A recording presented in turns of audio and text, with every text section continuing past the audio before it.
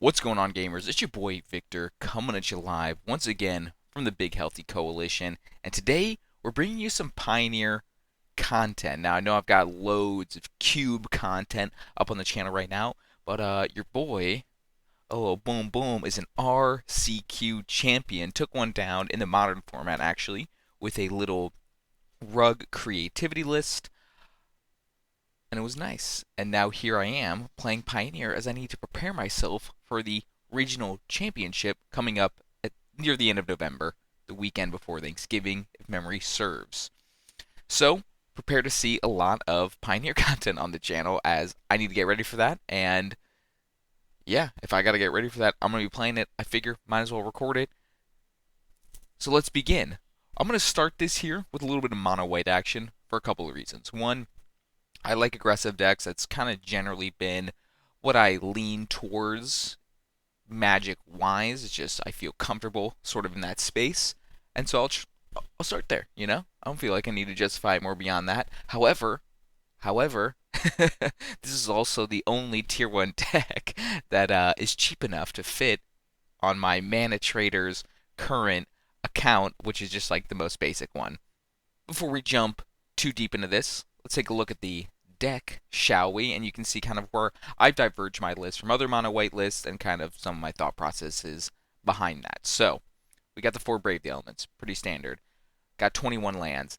I thought that was pretty standard. I think now a lot of lists are going up to 22, so maybe I'm being a little bit risky with this. Pretty normal mana base. We got a bunch of planes.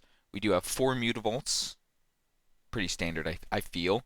We got a single Iganjo, Seed of the Empire, a little removal spell. We got a singleton Castle Ardent Veil, which seems to be just like very commonplace. I'm not sure how I feel about it, but that's why we're playtesting, am I right? And then 3 Shepherd Dunes, which also I'm kind of surprised by, to be quite honest, but, you know, I could see it. I could see it, you know. Give a little anthem to your creatures, kill people. 4 Brave the Elements, standard. Love this card. This card's sick. It's a little protection spell. It's I would think your best card against like mono green, you know, get them low, pro green, attack through all your blockers, you're done, right? Makes a lot of sense to me.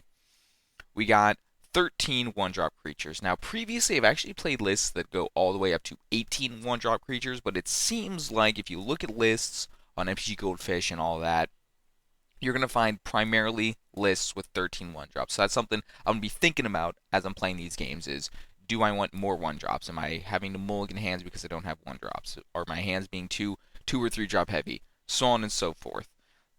Something to look out for. 2 drops, I feel like these 2 drops are pretty standard at this point. You got 4 Thalia's Lieutenant as a little buff, a big creature in and of itself, theoretically. 4 Thalia Guardian of Thrabins, a little bit of hate for your combo matchups, as well as just being kind of generally annoying for a lot of mid-range decks to deal with. However, I would imagine you do cut those against mid-range decks, but we'll cross that bridge when we come to it.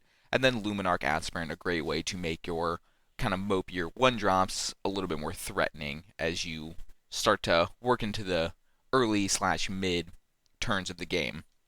And now at the 3-drop slot is where I'm diverging, I think, from the general consensus. And I'm possibly an idiot. I'm certainly open to that.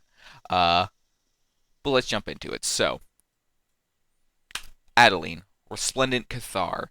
This is a card. Its power is equal to the number of creatures you control, and whenever you attack, no matter how many creatures you attack with, you get a tapped 1/1 that's attacking. Of course, this also bumps your Adeline. This is a card like a lot of lists are playing 4 of, and I feel like I just don't get it. I just don't think this card is like that good. Of course, it can be, you know, a 10/10, right? It can be a, I think that might be a little bit Magical Christmas Land. I think a lot of times it's going to be like a 4/4, maybe a 5/4.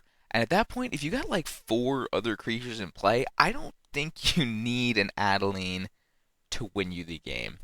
I feel like you're already probably doing well enough in those positions. Maybe not. Maybe I'm dumb. We'll find out. So I've trimmed this down to 1. 4 Brutal Cathars, that's pretty standard. You know, a good little bit of removal, can potentially be double removal. You're really good at flipping this once it flips the initial time. For those that aren't aware how the little day-night thing works, it's if somebody doesn't do anything on their turn, it'll flip tonight, and then if somebody does two things, cast two spells on their turn, it flips back. You got all these one drops, you got all these two drops.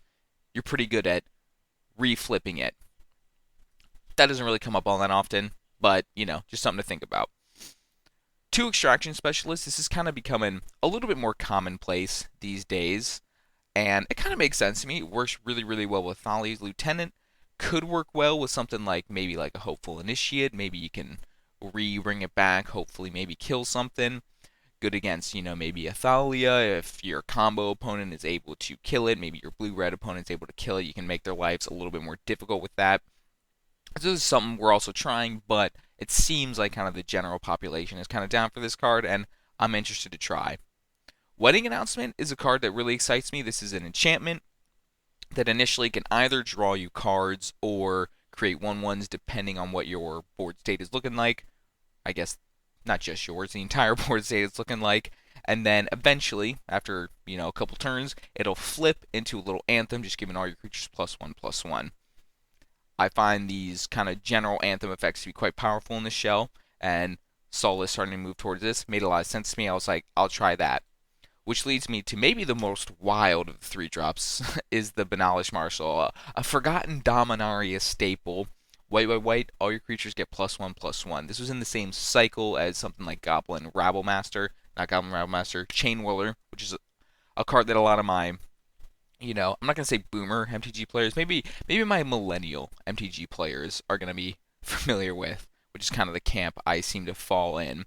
Of course, we got 4 Mutavaults, which plays terribly with the Banalish Marshal, so maybe this is just ass, but I just wanted to try one and see if it was like maybe worthwhile, because I'll tell you, of course, everybody just freaking trying to not be too gross about this, but everybody just freaking gets so into Mutavault, like weirdly into Mutavault. I think Mutavault is merely okay. It's a nice thing to do if you don't want to like put a whole bunch of mana onto the board when you're playing against something like blue white. You can play around Raz a little bit better, but to be honest, it might. And okay, I've not played this deck a whole lot. Maybe 5 leagues max. The Mutavault has, I think, lost me more games than it's won me. Maybe I'm ass. That's why we're here. Watch me. Tell me if I'm ass. Tell me if I'm playing my Mutavaults like a poopy dumb idiot. But the number of times I've had to like mulligan hands because it's like double Mutavault. The number of times I don't know. That's kind of the only time I really am frustrated with it is when I draw a bunch of my opener and it's just terrible. And maybe I'm putting this Banalish Marshal in is kind of like exacerbating those issues, but it's fine. We're trying things out, all right? And yeah, that's the main deck. I think pretty stock, pretty normal. We're trying some stuff out, playing some, interesting splits, especially in the 3-drop spot. I think the 1 and 2 drops are largely, I think most people are going to be like, yeah, that makes sense to me. Or yeah, that's what like the community has agreed on, which, without getting too much in my own beliefs, I feel like the community oftentimes decides something is good and then never really reflects on it, but that's a conversation for another time. In the sideboard, what do we got? We got some portable holes. I'm seeing a lot of lists start to trim down on these. I've been surprised by that. I love portable hole. It's great in a lot of different matchups. I personally I found it to be really good in mono green, especially or against mono green, especially when you're on the draw. If you can just slow them down, just like even a little bit, I find that you're probably gonna win. Your clock is pretty fast. If they don't combo you pretty quickly, they don't get like this massive board state super quickly. You're generally in a pretty good spot in that matchup, especially when you have these 4 Brave the Elements that can just come in and like sweep through any board. Aside that, we got 3 Sun Gold Sentinels. I used to play Rest in Pieces in this spot, and then I saw people starting to play this, and it made a lot of sense to me. Some of the reasons is I didn't really like Rest in Peace against the blue-red decks. You're spending 2 mana to not affect the board. Of course, it can be quite good against them. It can turn off all their delve spells. It can turn off all of their phoenixes, but it didn't play out that great for me. I always just wanted another creature on turn 2, except for the Rest in Peace. But it's kind of tough to really parse through those sorts of situations because the thing with like a Rest in Peace, and this is kind of similar with a card like Thalia, is if the card is really, really good, Sometimes you're not going to know because your opponent is just going to kind of concede. Maybe they got like 4 cards in hand, and it's all because your Rest in Peace was owning them. However, I'll also say people were boarding really weirdly against me to play around the Rest in Peace. I remember a few instances playing against like Esper Greasefang, where my opponents would keep in like Spell Pierces just for my 1 or 2 of Rest in Peace that I was boarding in against them. Aside that, might have literally no other targets in my deck. Depending on the version, this is the first time I've played with winning announcement, so a lot of times it would like almost literally be the only target in my deck. And I was like, why not just make them keep this dead card in their hand? Let's just have that Sun Gold Sentinel eat that little Parhelion 2 out of the yard. So I think this is going to be better in matchups where you kind of want that soft graveyard hate, but worse in matchups where you want that harder graveyard hate, largely like Delve, Spell, decks, largely blue-red. Aside that, we also got some Selfless Spirits for the Wrath matchups. I've played with this in the past. I find this card to be pretty mopey, but the Pioneer format's kind of mopey in general, and I was impressed with this. I can honestly even see boarding it in more than I previously was. Like maybe against black red, this is just fine. A little evasive creature can pressure their Chandras, can protect your more important creatures from kill spells. But again, we'll cross that bridge when we come to it. I just threw a little Singleton Containment Priest up in here. I just like having access to one of these. Company is a card. People like playing with Company. For some reason, I play against Bant and Green-White Angels all the time when I'm playing online. And Containment Priest is just, pretty solid in those matchups. Largely because it can turn off Company. And, again, Pioneer, I think, is not like solidifying, but the community is definitely solidifying what they believe to be the good decks in the format are. And yes, Containment Priest isn't necessarily good against those decks, but it does stuff against Phoenix as well. And if you ever play against a Company deck, you're going to be happy to have this. Additionally, we got some 3-drops that kind of help us interact with combo a little bit better. This is especially when like Brutal Cathar is not going to be great.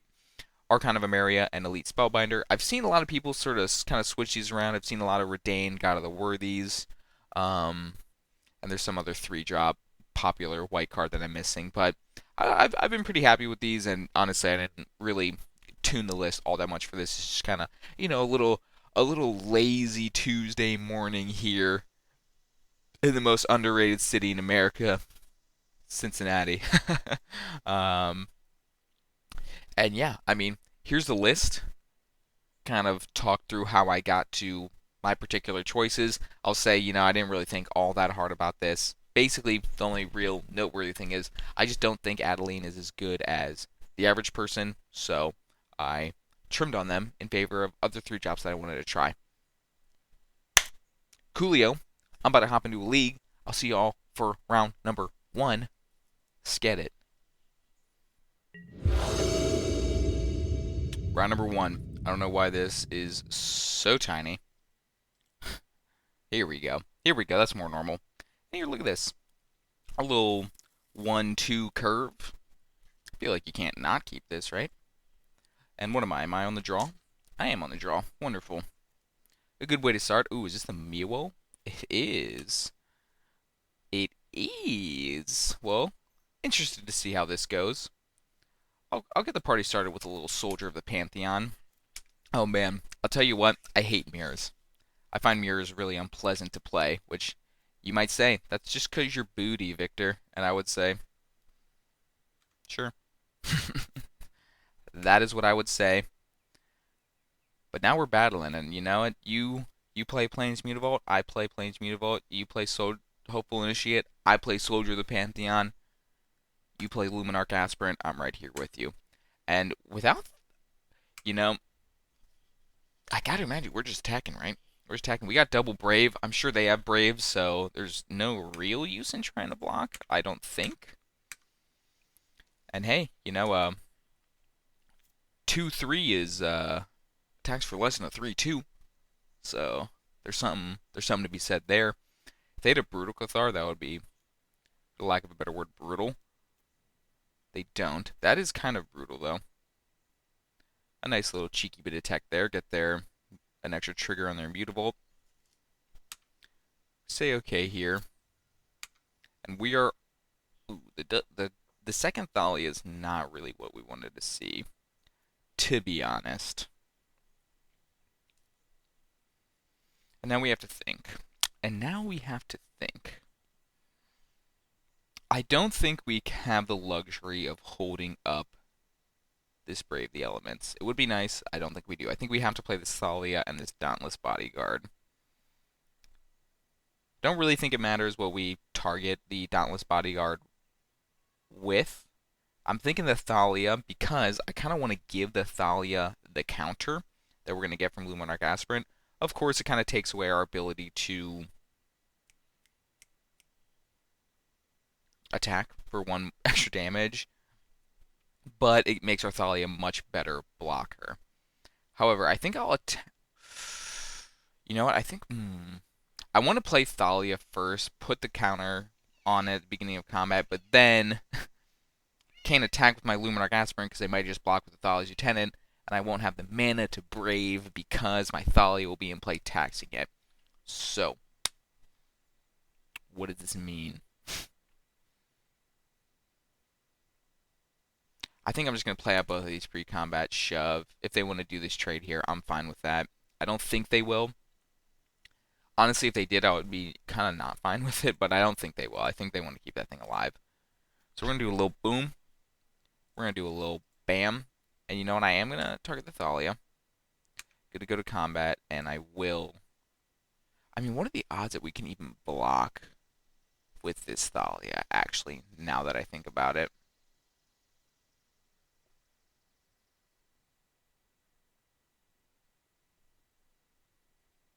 And we're not gonna be able to kill them next turn. So yeah, you know what? I will just slap this on the old Thalia, and then I'll shove. Boom, boom. I gotta imagine being on the draw is like the worst thing to be on in this matchup, to be quite honest. And also, apologies if you notice any kind of fluttering with the green screen here. I'm trying to figure it out. I'm trying to figure it out. Not that hard, albeit, but I'm trying. Yeah, I'm now curious. What can we play in the board? What's the board looking like for the mirror? Yeah, maybe I sit a little bit closer. That'll help with my green screen woes. Yeah, kitty. I got a kitty right here, and she is a talkative one. I don't know if y'all can hear her, but she be yelling about something or other. She be yelling about something or other. But in the meantime, I'm F6. I'm gonna let my opponent figure out what they want to do here. I just tank for a while. They're free to tank for a while. Yeah. So, what y'all been up to? How's life? If there's any particular decks you'd like to see me play, feel free. Leave that in the comments below. I probably won't be playing any Modern, just because I have no real need to play it in the upcoming few months. Good lord, I think we're gonna lose here. I think we're gonna lose here. I don't know what we could draw to not lose here, but they're attacking for lethal, which is a bad sign.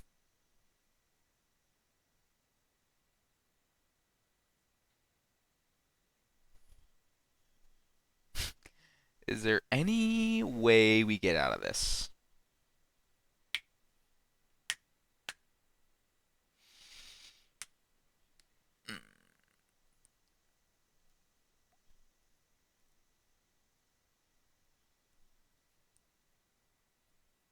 I don't think so. I don't think so. I'm just gonna concede. I don't think we can win here. Now I'm thinking like we're short. The Brave costs 3 because of the double Thalias. Yeah, and that certainly wasn't gonna do it. Okay, okay. Why would it sort it like this? Let's change these things, shall we? I guess we're just bringing in 4 portable holes. Probably calling it a day. Nothing else here seems super enticing. Containment Priest could theoretically do some work against a creature coming back from a Brutal Cathar, but here's the thing. Here's the thing about that.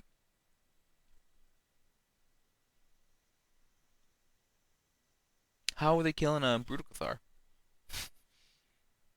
Maybe they got some cards on their board that I don't know about, but I don't think they're killing it. I'll say I like the the ability for Brave to kind of be that one-shot kill card. However, we saw there with your 2, they didn't really do much. So I don't think you want 4. I don't think you want 4. Thalia also does not really do much though. So let's go down to 1 Thalia, keeping 3 Braves, because I feel like we probably want to draw 1 each game, just to like push through, especially on the play. It seems a little bit more important. And we'll just slap in 4 portable holes. Get these Thalias out of here. Maybe they board in like a lot more non-creatures, but that's something we can take note of for game 3.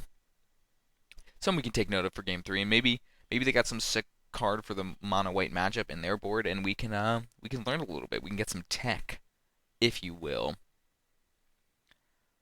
But losing game 1 to the mirror, I don't feel too bad about that. We were on the draw, and I'm ready to freaking go to work for game 2.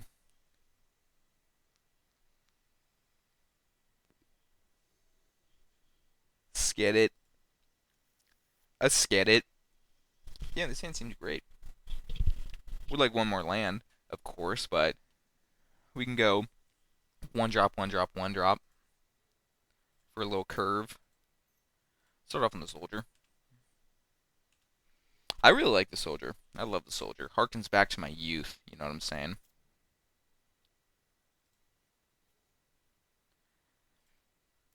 And now I actually think I will go just Mondo 1 drops here. Hope we draw a land. We can like Thalia's Lieutenant Portable Hole next turn. And if not, we can just Portable Hole. It seems kind of pog. Just shove here. They elect not to trade. Play another soldier. Play a Dauntless. I guess I'll target this soldier. And I'll F6. And a lot of F6 value with the mono white deck, which is nice. We love that for us. So they got another Initiate. This honestly is kind of nice. We can probably Portable Hole if they have another 1 drop with 2 power. We could Portable Hole the other 1 drop. But they don't. Ooh, that's a good draw. But now I don't really feel the need to Portable Hole, to be quite honest. And I don't really want to trade with these Hopeful Initiates, so I'm just going to Thalia's Lieutenant. And yeah, if they like double block and use a Brave, that's fine. That's fine. I'll do this, not super mana efficient, but I do think this is a little bit better.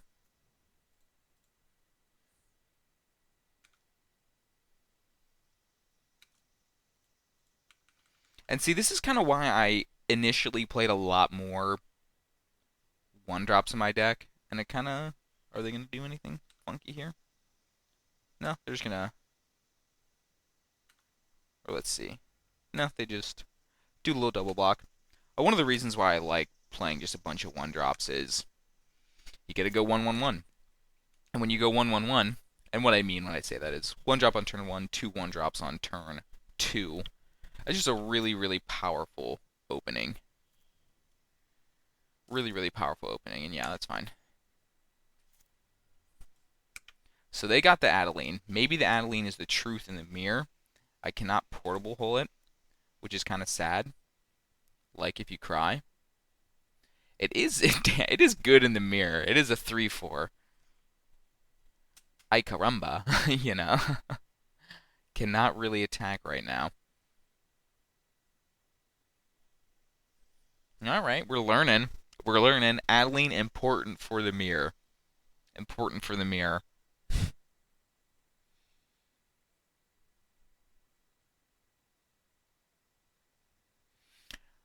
I guess. Oops. Good wedding announcement. So what does this do? At the beginning of your end step, if you attack with 2 or more creatures, draw a card. Otherwise, create a 1/1 white human creature token. Okay. Okay. Now the question is, do I want to Portable Hole anything right now? And I think the answer to that is no. Cannot hit the Adeline. Could hit the Opal Initiate, but it will become a 2-3.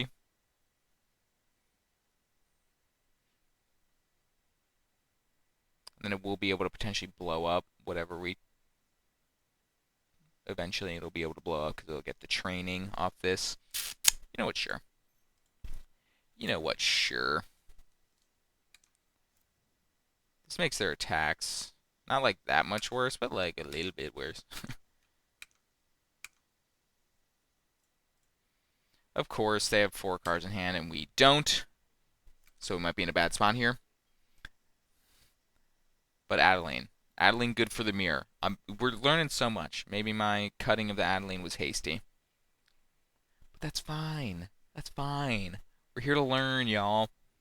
Oh, jeez.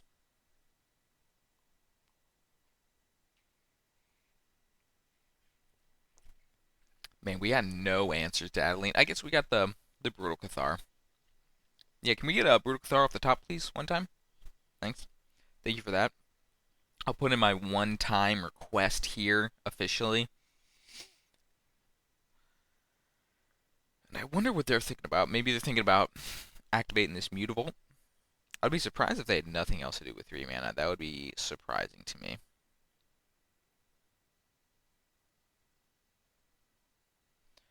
We're close to lethal with the Brave the Elements. So Brave the Elements in the next couple draws, especially once we flip the Wedding Announcement, it's going to be super lethal. But we got a little bit of time before that happens. So I'd assume they just attack with the Adeline, make themselves a little 1/1, which I'll block.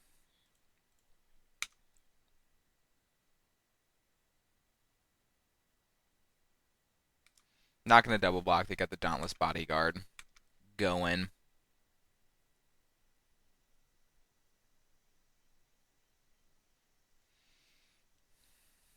And now what? And now what you got, opponent? Sure.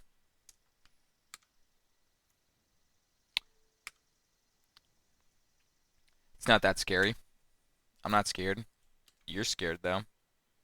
That is not what we wanted to see. I'm just going to pass. Cry. Yeah, I mean, no good attacks.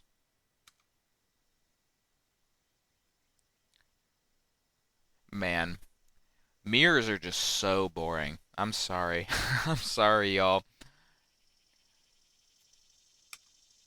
Just pogging out of my mind with these human tokens plus Thalia's Lieutenant triggers, though. And I won't F6 to pretend as though I have something. But if they just Brave here, I'm dead.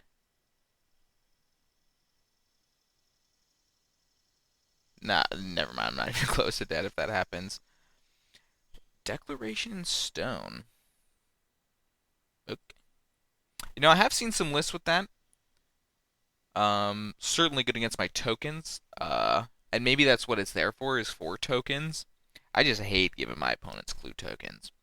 I hate that. But you are also playing an aggressive deck, so maybe the theory is you don't give them enough time to leverage that.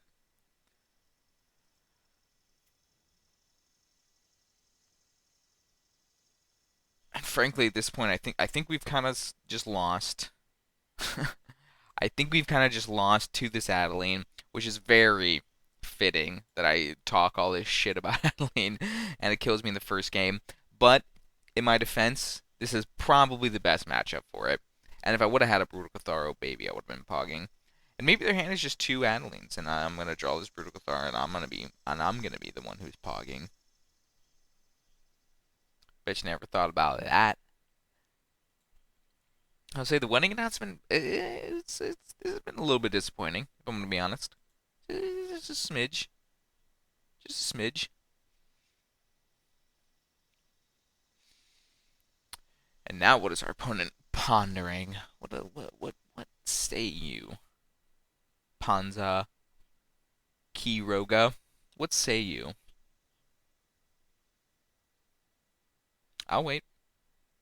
I got nowhere to be. That's kind of a lie. I think I'm getting lunch with my mom later. Looking forward to that. Looking forward to that. Love my mom. Hot take, I know, but she's a nice lady. And I tell you what is the deal with the shape on this counter? An invitation counter? That just looks like straight up vomit. Okay, yeah, sure. You got me. You got me. All right. We lost that one to Adeline. And sure, we were drawing some play, so we were super dead regardless. But all right, mirrors. Maybe I'm a curmudgeon. Maybe I'm just copying ing. But I don't think there's much valuable data to glean from that, aside the fact that Adeline is in fact good in the mirror. So maybe a little thing we can glean from that is that maybe you need Adeline for the mirror, or maybe you need some for the board for that mono white matchup if you're not going to play the Adeline. Or also maybe I'm drawing conclusions based on sample sizes that are just simply too small. Do you ever think of that? Match number 2. Let's get it. And honestly, that's like the fastest I've ever gotten into a match on Moto. I feel like it always just takes for goddamn ever. And here's the thing. Here's the thing. This is kind of exactly what I was talking about. I like a lot of one drops. And this has no one drops. Do we mulligan this? The thing is, if we don't hit a land, we're doing dick. And this extraction specialist is straight up duty right now. It could not be duty if this Thalia dies. You know what? Frick it. I'll run it. I'll run it. I think this probably should be a mulligan, if I'm going to be honest, but I'm going to try it out. And I think maybe there's an argument to just putting the Mutavault into play. Maybe. Maybe. Man, I don't know. Sorry, y'all. This green screen situation is frustrating me. Maybe if I like sit super far back, it gets a little bit better. Oh yeah. Oh yeah, that's looking nice. Springleaf Drum off of a Inspiring Vantage. Whoa. Not the draw we wanted there. Does not play great with our Thalia. I'm just now realizing, what the hell is our opponent doing here? My first guess is some kind of Ensol something or other. I can't really think of any other kind of red-white artifact stuff. They put an Ornithopter into their hand, for sure. For sure. Man, I would love a land here. Oh, baby. Skid it. And yeah, I think I will just, we'll just hit a little brutal Cathar on this ingenious Smith before it kind of gets out of hand. Then we'll poke on in there for 2. Then a little yield through the little turn. Sip of coffee. Shout out Luigi. Shout out all my younger brothers out there.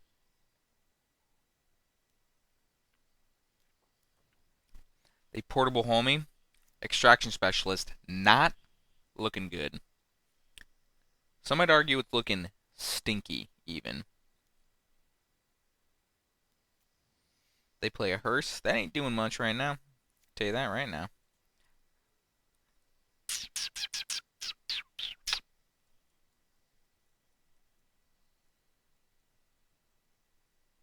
Three cards in hand.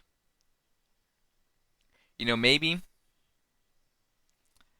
going Wedding Announcement is not the best. Maybe it's slightly better to go Luminarch Aspirant, hold up this Brave. But I just like to use my mana while I can. Try to flip these Wedding Announcements sooner rather than later. Of course, we're not going to get the card draw off of this, but we could next turn. And to be honest, I'm still just kind of perplexed as to what my opponent's doing. They got artifacts. And that's about all I know right now. And I've played a lot of weird shit in Pioneer. I was a big Hammer Time guy. Actually, I recorded a whole bunch of videos before the Winota Expressive iteration ban.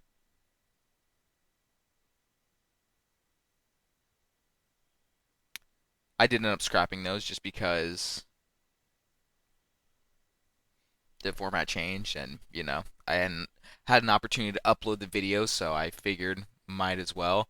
And here I'm gonna try to adjust the lighting here a little bit. Oh man, I'm making it worse. Let's just slide. Just slide a little bit over here and try to get our camera to focus on up. Come on, camera. Oh man. Oh man, I'm not liking this. We'll probably just pause in between matches to figure all this out. And you know what? Them playing a Shadow Spear, and I'm just now realizing they're a Giganta deck. I'm thinking they're definitely a Hammer Time deck, honestly. For sure. For sure. And you know what? Now I'll go just double wedding announcement and really try to pog. I almost would rather, believe it or not attack with two creatures and create two 1/1s rather than draw two cards. And I'm gonna do that. Kind of wild, but the human token can't even like do anything here for real anyway.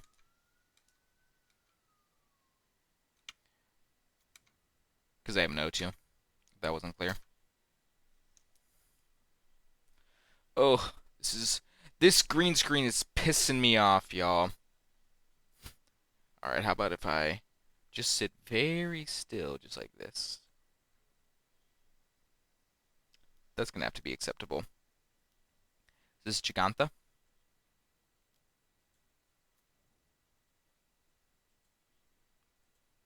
I like this for us. This seems fine.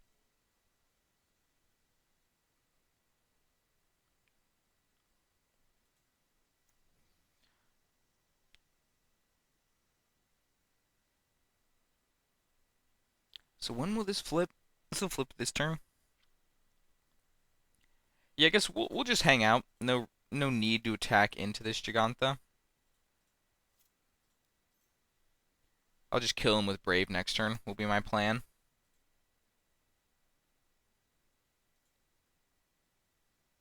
Still have it on a human token. Spread the love here a little bit. Arguably it's better just to not even cast anything, flip our Brutal Cathar, and reflip it. Could be kind of pog.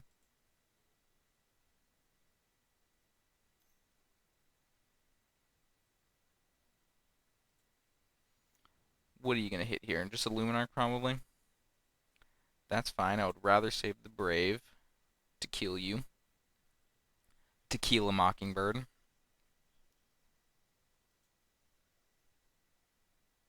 Oh, they are gaining 6 here.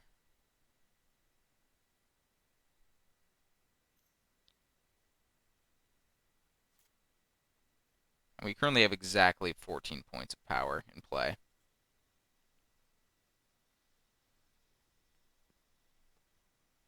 They elect not to attack. That makes sense. They did tap that red mana and then not do anything with it, I think. I feel like they just did that. Man, do we just chill out a little bit more?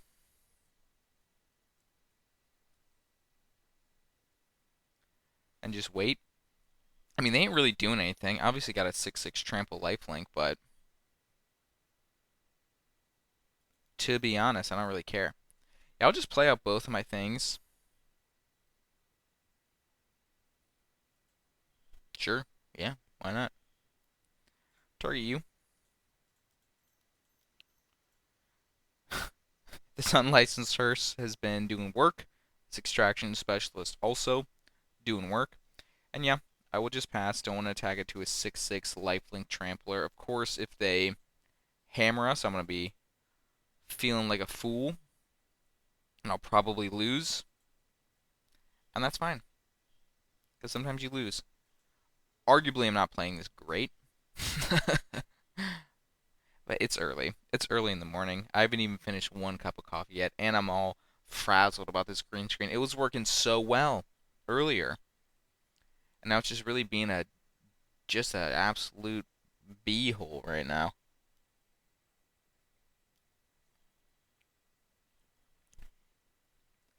That is troubling. They're going to gain a lot of life here.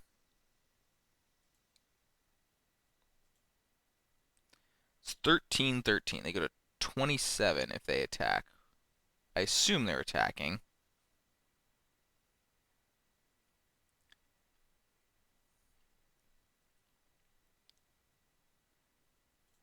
And then I'll see if they're attacking, and then I'll start doing some math. They don't.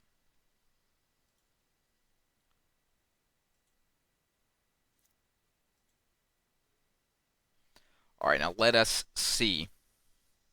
So if we go pro green, pro red, shove with everything. We got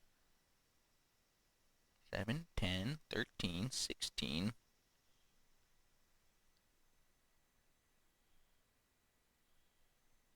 Math, math, one time. This is 15, 20, 24, 28, 32. That seems like enough. I'm not even going to activate the mutavaults. I'm just going to go boom.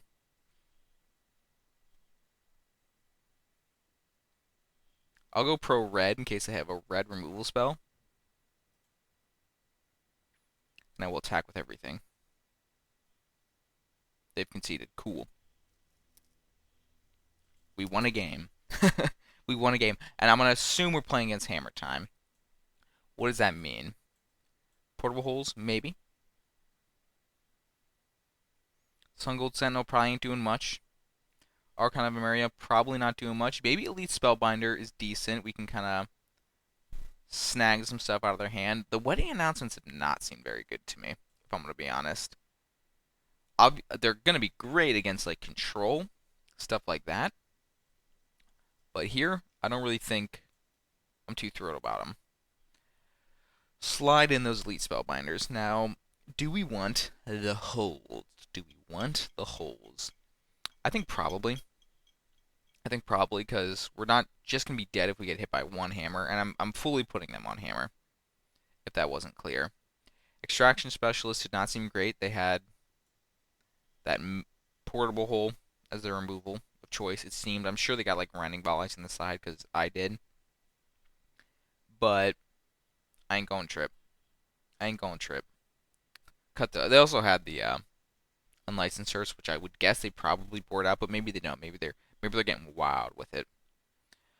And I'm curious as to how good Thalia is. I would guess it's probably pretty decent. Yeah, they got mostly non-creatures in their deck, so I'm gonna keep most of them in. Maybe I'll trim one. Just get a little trim with it. Or maybe I just trim 2 Braves. Brave did win us that last game, but they happen to have naturally drawn their Shadow Spear. I wager that's like something they got Open the Armories, or they got that saga that allows them to search, the red-white saga that allows them to search. So yeah, I'll just do a little trim on one of those, sure. Whoa, whoa, whoa, whoa, whoa, whoa, whoa, whoa, whoa. Take it easy, Moto. I'll bring those in, and I'll submit that. That seems fine. That seems fine. Take a look at this hand. This hand does not really seem fine, to be honest. You know, maybe this hand is something I should be keeping. But I don't know. I feel like you really want a 1-drop, especially when you're on the draw. Especially in like an aggro mirror. At 4 lands is a lot, so I'm going to mulligan. And yeah, this is exactly what I'm trying to see here. Hopeful Initiate actually is kind of sick. Yeah, I'll just slide this soldier down to the bottom. I really like double aspirants with our Hopeful Initiate. We can potentially just absolutely pwn them. And yeah, I like what we're doing here. I like this for me. The Brute. Yeah, I did not have that in my Hammer Time list. That's actually kind of sick. Can make your thing unblockable. Good draw. In case things get dire. Because theoretically they can hammer us next turn.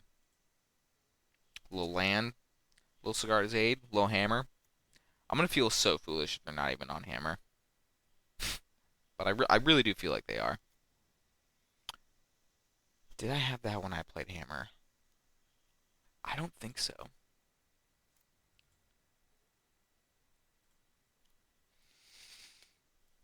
And I'm gonna wait a turn. I'm gonna wait a turn. Now that we drew that land, I'm in no rush to hold that. I if they have protection, obviously I'm gonna feel a little bit foolish, but we're getting pretty close to. I mean, we're gonna be able to start activating this hopeful initiate like every turn theoretically, with the plan being next turn go hopeful initiate or Luminarch aspirant into portable hole. Probably ideally, if we can go second Luminarch aspirant, put both counters on this Luminarch aspirant, so we can get a little training as well. But alright, this is scary now. I'm officially scared. I'm at 5. Deece? Can I get a Deece in the chat, please? Can I get a bailed out in the chat, please? Can I get a, are you going to concede? Are you mad, opponent? I'll just slap it on here. Whatever. No concession. Very unlucky. I'm not going to take that. I don't want to trade it with... or do I want to trade it with...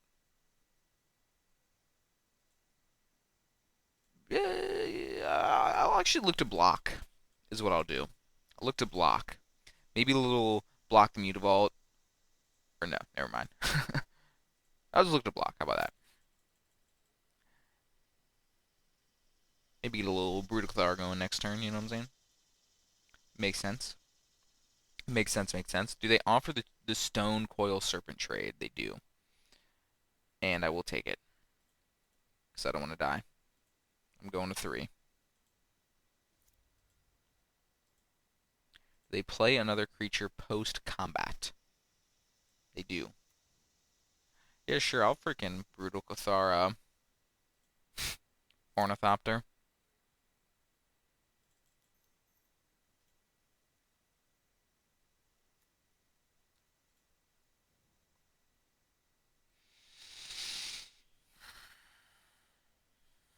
Question is, am I K going to 1? Am I going to block this Mutavault?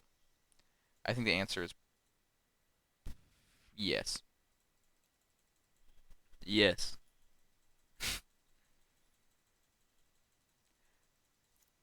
Could go to 1. Definitely could go to 1. I've heard crazier things. Ooh. We got there. Alright, now I'm going to try to fix my green screen up a little bit in the interim. So, hold it down for just a moment.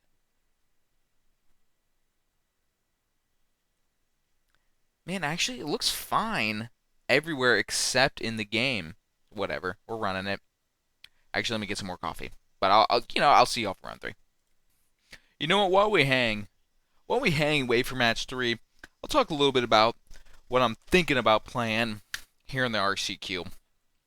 Or not the RCQ, in the RC.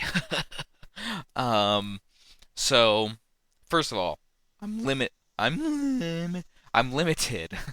by card availability, as I'm sure many people can relate. So I'm probably gonna ultimately play like something blue-white control-esque. I really like Zach Allen's Esper control list, so I'm surely gonna play that on a stream at some point. Just a little Yorion, a little Esper.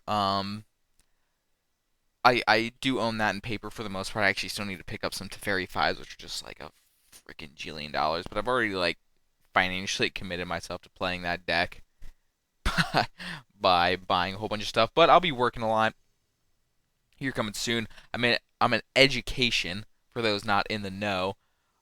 Still finishing up my masters. So I'll have some time. I'll be subbing. I'm a sub. Your boy's about to be subbing while I finish up my masters, which will get me enough money to play a little bit of Magic the Gathering. You know what I'm saying? But enough about that.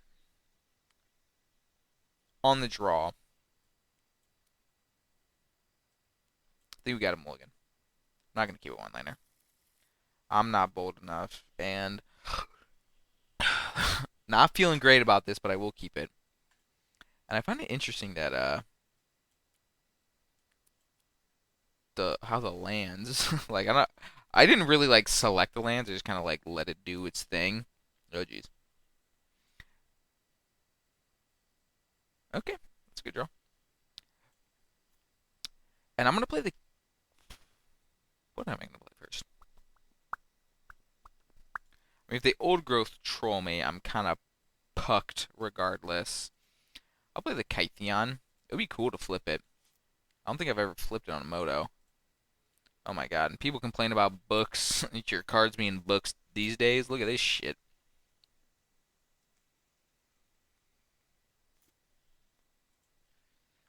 I wonder, would they offer up the trade here? To be honest, I would take it. What does this do on the other side? Just like a 4/4. It's not really that big of a deal. The plus seems whatever. I'm just gonna offer the trade. If they took it, I'd be pretty stoked. Takes them off of devotion. They don't. That makes sense. Okay, and now I'm feeling decent because now I get to go one drop, one drop. I guess I'll protect the soldier because I assume when this flips, the Dauntless Bodyguard won't really be doing all that much. And now, hopefully, we can just kind of start brutal Catharing whatever they play. We'll flip our Kythian. Like, hopefully they play that 5-drop thing. Pelucanos, that's fine. That gets brutal Cathar all the same.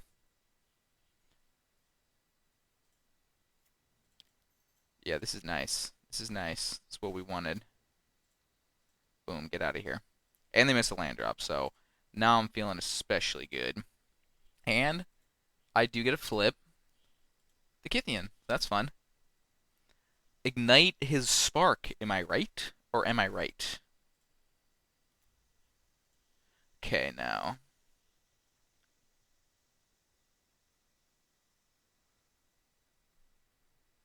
I'll give uh I'll give you indestructible.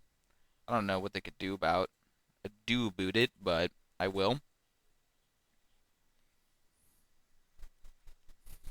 And now we pass. And I'm feeling good. See, the triple one drops are so important. It's so good to be able to go triple one drop. Karn, I ain't even tripping. What are you getting? They choose Treasure Vault so they can play a land. That makes sense. Do I Brutal Cathar an elf?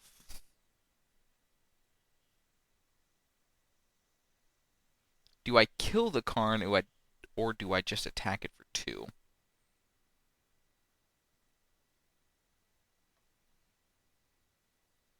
I can hit them for 11 with the Luminarch Aspirant. Let's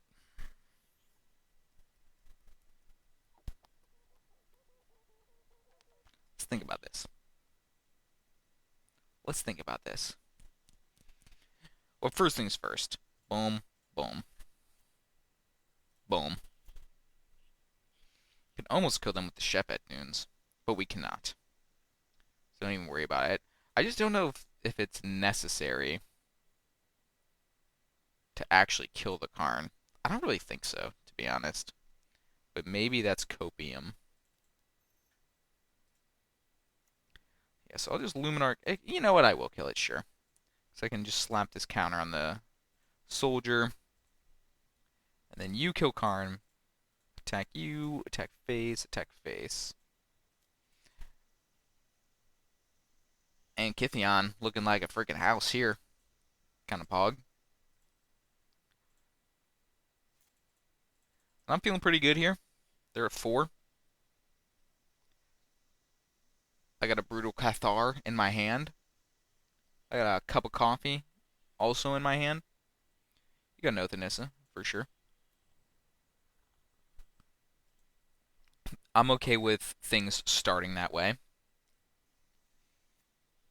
1 mana, not to impact the board. Old World Troll, sure. You're gonna need more than that.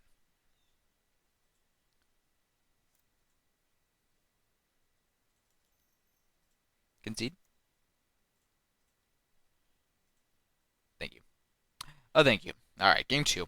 Game two against Mono Green. I freaking hate that it keeps doing this with my shit. With Portable Hole in. I think you could argue Containment Priest is passable only because it does theoretically help stop. What's it called? Somebody help me. Storm the Festival. But they can also just get planeswalkers. So it might be able to do something, but it also might not. So generally, I favor not bringing it in, but maybe I'm wrong. I think Thalia is not great. Like I mentioned, Storm the Festival, they got Karns, they got Kioras. Maybe it is fine. It seems a lot worse on the draw. So I will cut it on the draw. Cut down to like one on the draw. Maybe I'll just cut them all on the draw, to be quite honest. But the wedding announcements also don't seem great. Maybe I will bring in the Containment Priest.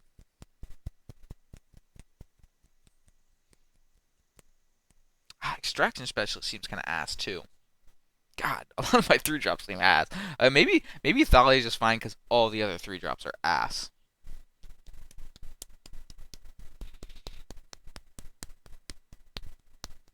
Hmm. I say, We're definitely trimming some Thalias, so you know what? Let's get 2 Thalias out of here. Just so much worse on the draw. Maybe at least Spellbinder is fine just because it flies. You know what? Sure. I've talked myself into that. So we'll do boom. We'll cut one more Thalia on the draw, and then we'll cut our 2 Extraction Specialists because they seem terrible. And then we'll cut a wedding announcement. Boom. Run it. Run it. Just the Elite Spellbinder being able to like take a little peek. Maybe take some good stuff out of their hand. Is this hand fine? Is this hand fine? I ask. Do they keep? I mean, if we're not keeping this hand, what have we been doing? Probably starting an elf.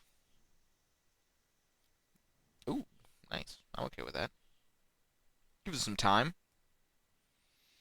What do they reveal? Nykthos. Makes sense. Didn't have a Nykthos last game. Probably why it felt so easy. It's okay.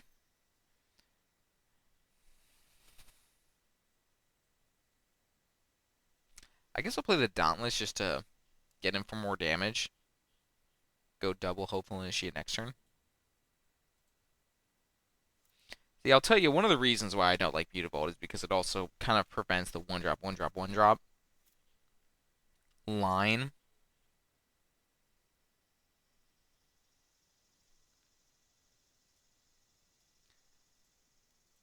Which, not a super big deal here, obviously, but it's definitely come up for me.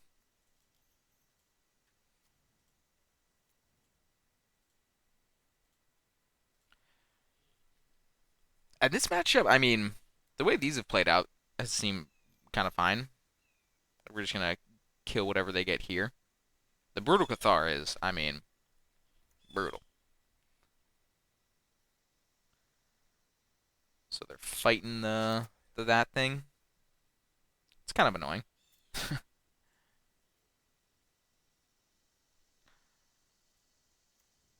Now I'll play the Mutable. Attack for 2. It's honestly kind of a terrible use of their turn. We know they have a Nykthos in their hand. Man, I would be really surprised. I don't know what that. Their hand must just be like thick. Just mono thick stuff. Karn, for sure. What are you grabbing? Maybe like a boat? Could be a boat. Could even be a boat.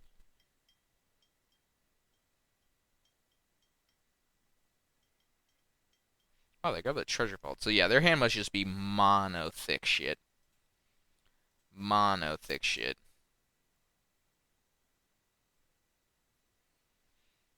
I mean, sure.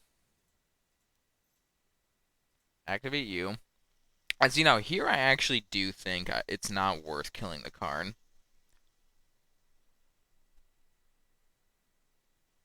I'll just attack it for two. No, obviously I don't want them to get another trigger off of it. The static does nothing against us. Is that true? Does it actually do nothing? I'm not sure. I don't think it does literally anything against us. So we'll just take it to one. Play Kithion post combat. Pass the turn. Maybe flip Kithion twice in one match. Very lucky. The one of Nykthos at one green. Cavalier. Okay. It's looking like a thing that's going to be brutally cathard, if you ask me.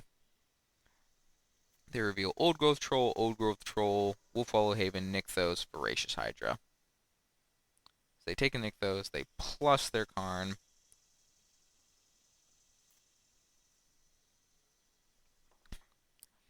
A little late. A little late.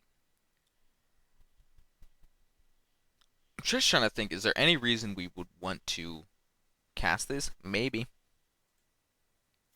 Maybe.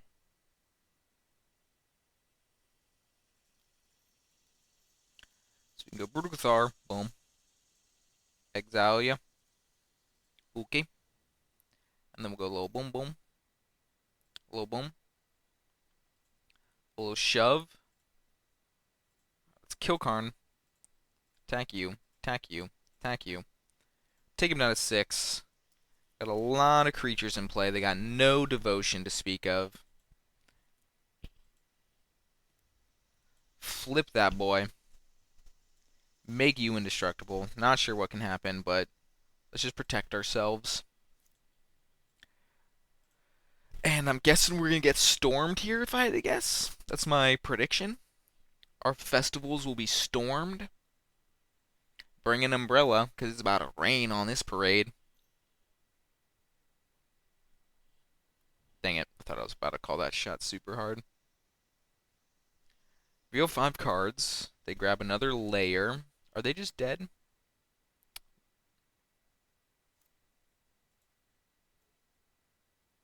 Aren't they just dead with the Chefhead Dunes on board?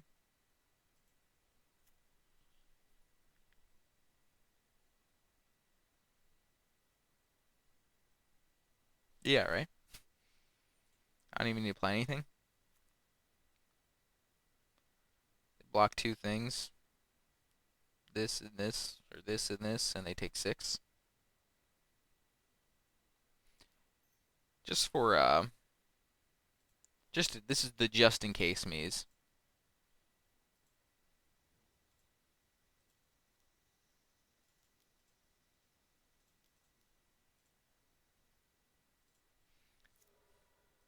This is the you never know skis. You know skis?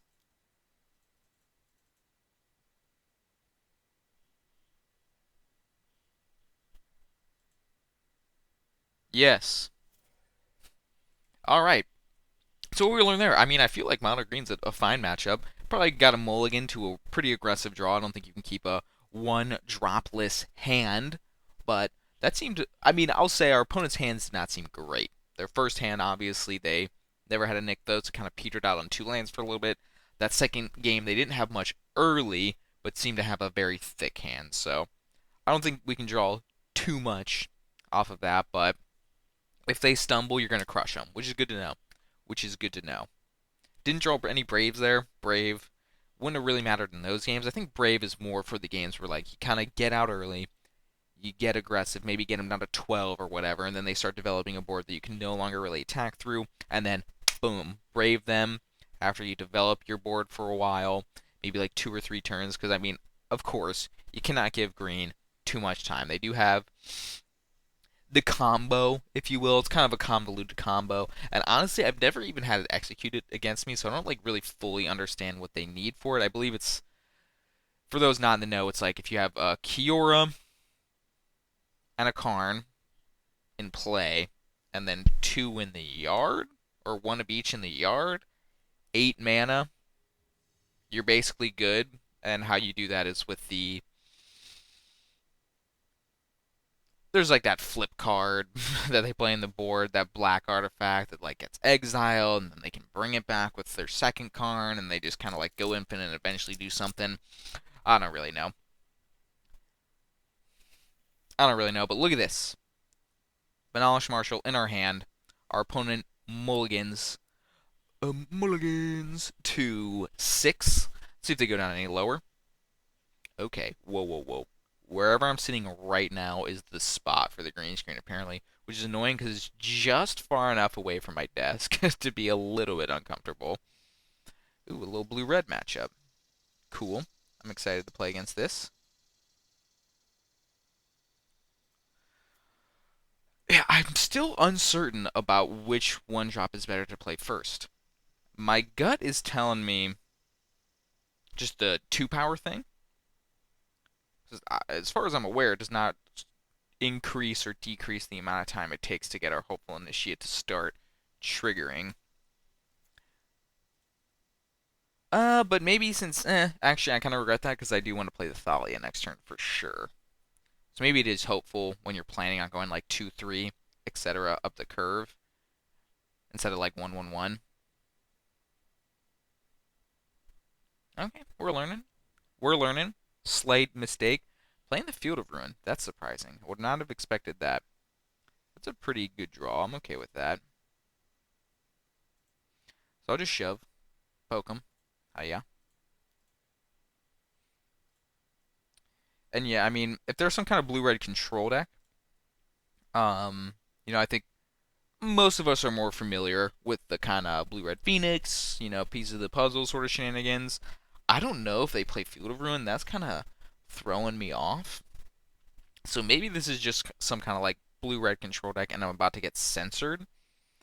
In which case, I would say, okay, I'm not going to play around the censor blind game one. I feel like blue-red decks typically don't play it, very rarely at least. And our Thalia resolves, so that's cool. Let's see, maybe they'll consider here an end step, or maybe they'll just kill it. They do nothing. Okay, that's good for me. Love that for me. Having the Brave is nice, but I'm not like, pogged out of my mind for it or anything just because it costs extra. And yeah, they just kill Thalia, which is fine. Spend their turn killing it. And I guess, do we take the opportunity to get down this Banalish Marshal with the wedding announcement? I think the wedding announcement is a little bit more resilient. So I'll just slam it. Get a little slam jam. Make the 1/1, which works a little bit better with the Banalish Marshal. And then next turn we can go like Marshal, hold up Brave. Seems like a pretty decent play pattern. I don't hate where we're at here. The Thundering Rebuke is a card I haven't seen in a minute. Not a bad card, of course. Just deals 4 damage to a creature or planeswalker. 1 a red sorcery, sure. Sure. I would imagine they probably have 4 lava coils before you start playing any Thundering Rebukes. So, I would imagine at least. I feel like Thundering Rebuke is just a strictly worse lava coil. And like, I don't even mean strictly worse in like the annoying Magic player way. I mean like, I like just actually just worse. Wait, no. Probably should just play the planes, but whatever.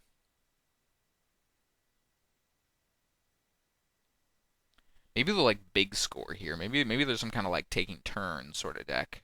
Kind of like the, you know, like those standard decks that we're seeing a lot of play. Did I call it? This is in my main phase.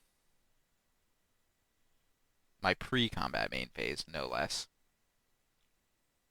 They do cast big score, and they pitch a strangle. I mean, I ain't doing anything about that.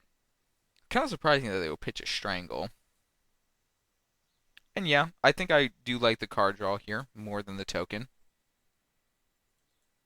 Maybe that's foolish.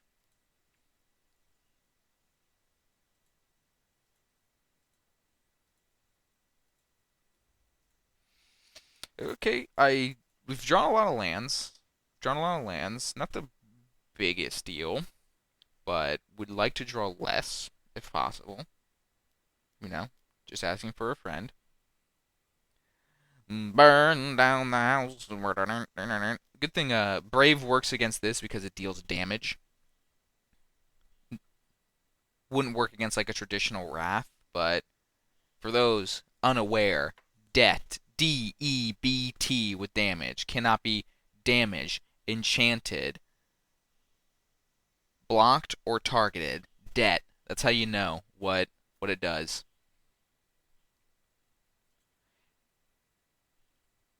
And the Banalish Marshal doing work against the Spike Field Hazard. I tell you what. I tell you what.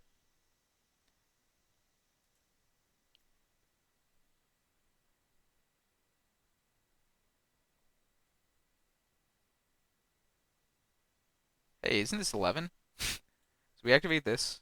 4, 8, 10, 11. Yeah. Maybe they got a removal spell, but I'll go for it.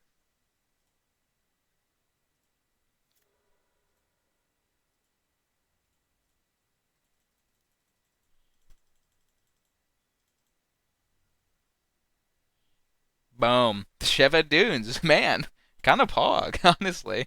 And we looked pretty smart for going turn 1 uh soldier over the hopeful initiate because the little extra damage we got was stacking up. So, love that for me.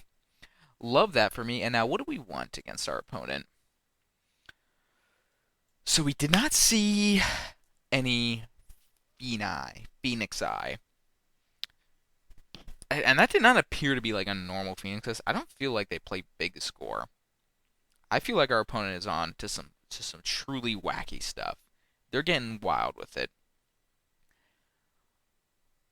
You know, maybe they got just like straight up no creatures. In which case, I'm looking at this Brutal Cathar and I'm saying, bye bye, bye bye. Which honestly, I think I will just do that because I do like these other 3 drops that we have. They're a little bit grindier. So I'll just straight up do like a hot swap. This is kind of like the theory behind having these on the board anyway. These are both, serviceable against like more combo oriented decks, of course. So we'll run it. Not gonna bring in the Sun Gold Sentinels or the Containment Priest until I see a Phoenix. Like if I had lost this first game, I might board in 1 to hedge. Maybe I bring in like a Sun Gold Sentinel or 2 to hedge. But until we're pretty confident they're doing stuff with their graveyard, I'm comfortable just straight chilling. And this hand's great. This is a phenomenal hand. A little 1, 2, 3. A little 1, 2, buckle my shoe. 3, 4, out the door. You know what I'm saying? And I will accept our Soldier of the Pantheon just eating a removal spell here. That's what it do. It's its job.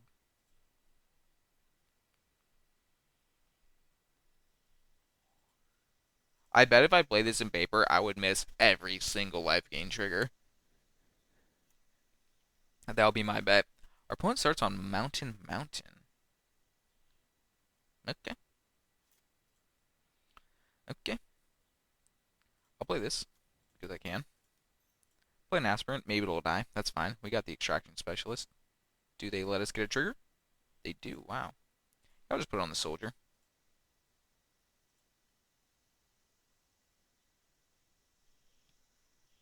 Boom. Get in there. Hitting for 3 down to 17.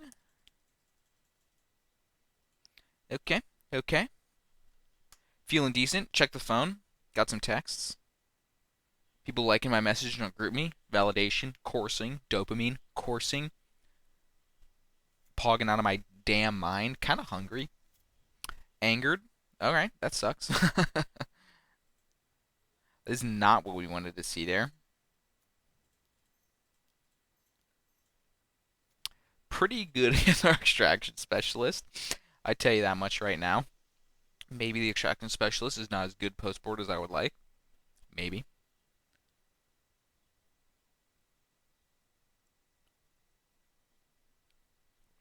Hopefully they don't just have like a Strangle. That would make me feel bad about myself. Bad about myself.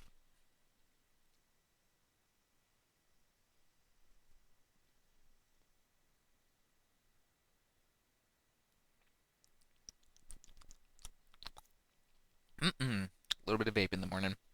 Breakfast of champions, coffee and vape.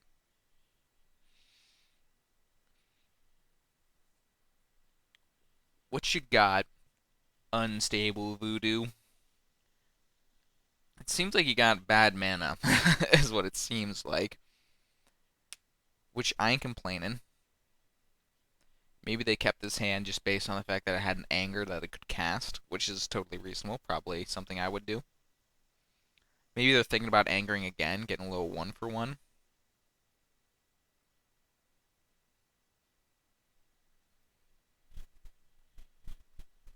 Still curious if this is a some kind of Phoenix deck or not. They got a Thundering Rebuke. They're down to 4 cards.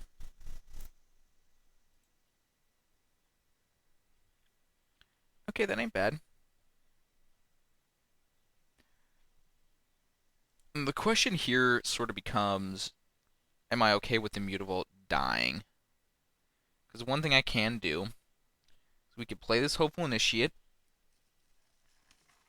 and then we can play the Thalia, and with that trigger on the stack, we can use Mutavault to activate itself to get a counter, which is something I'm pretty okay with. If they kill it, they kill it.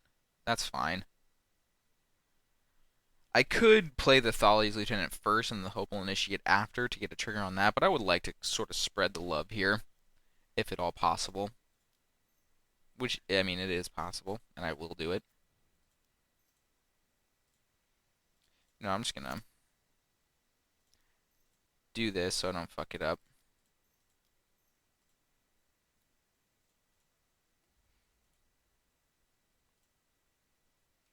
And this kind of helps us develop our board.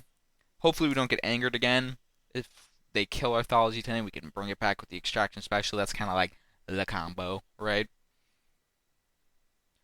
I ain't playing no damn Charming Prince, so don't even suggest it, alright? Don't even utter it to me. Take a sip of some water. A critical part of the Breakfast of Champions. Ooh, nice.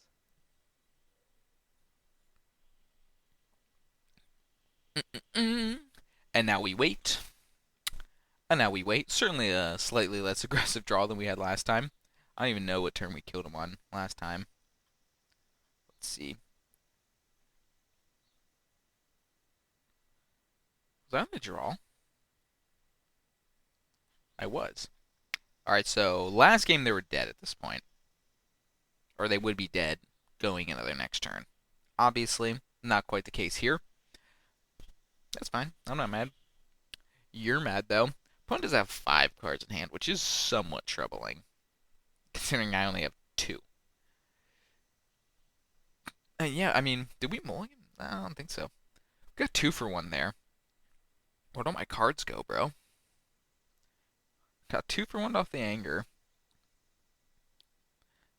Anybody else feel like that? Like they're playing a game? I feel like this happens like every time I play against 4-color control in Modern. Like either I win or I lose, but every time they got like 6 cards in hand and I got like 2, and I'm like, where the hell did all your cards come from? Like I felt like we had all these, you know, 1-for-1 exchanges, all these, even like sometimes 1-for-2 exchanges in my favor, and you just got more cards than me. Like, what the hell's going on? They field me.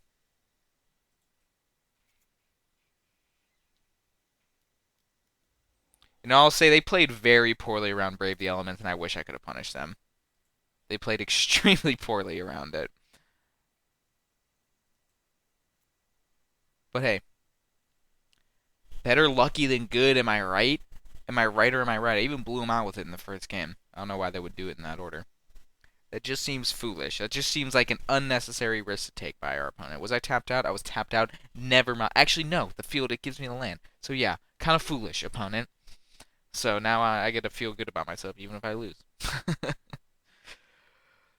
Now, is it worth committing to the board more? Or should we just start to activate this castle? And that seems kind of dumb. This extraction specialist looking like straight up Dookie.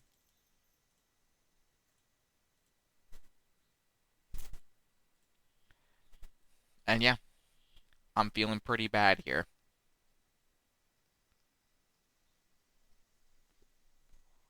So if you're watching this on Stable Voodoo, you gotta play around that Brave the Elements, man.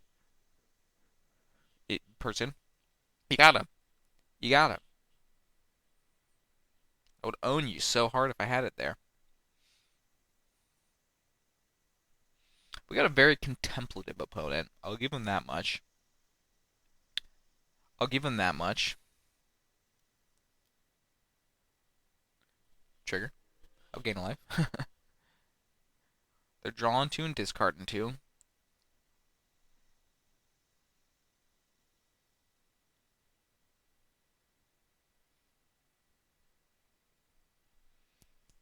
What you discarding? Going down to 3 cards.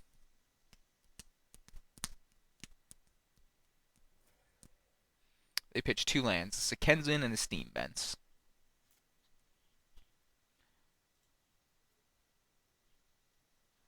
About as good of a draw as we could have asked for.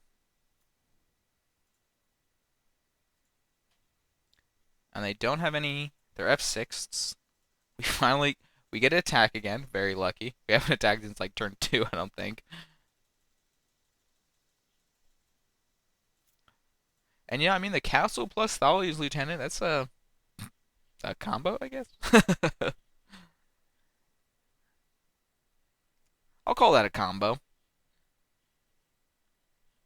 It's a combo like Death Shadow plus Teamer Battle Rage is a combo.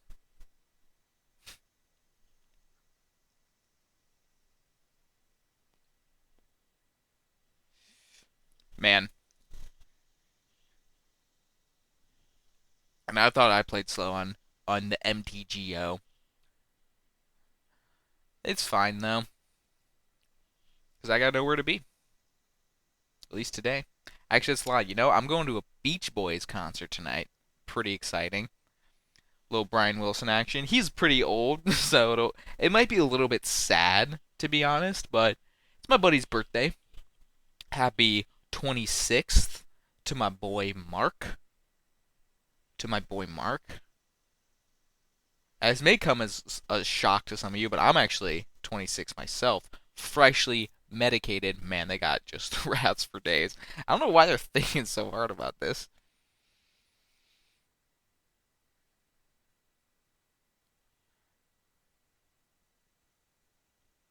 I guess I'll just hold it, whatever. Yield through this turn. Yield until next end step. Alright, so 4 Wrath effects. Tough to beat. And they got the field for my Castle Ardenvale. So I will turn off auto yields so I can activate in response. I'm going to say our opponents had their draws lined up a lot better this game, and the Extraction Specialist has seemed pretty dookie. We don't have a whole lot of lands left in our deck.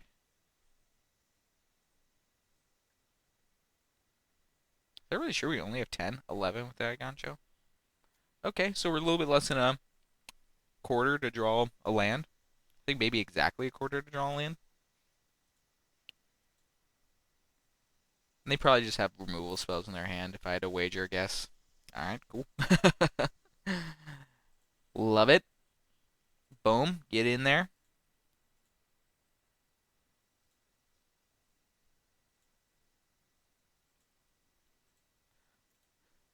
Alright. Slightly less than 25% to draw land now. Feel like it may be a little day late, dollar short, but I'll play this out. I'll play this out.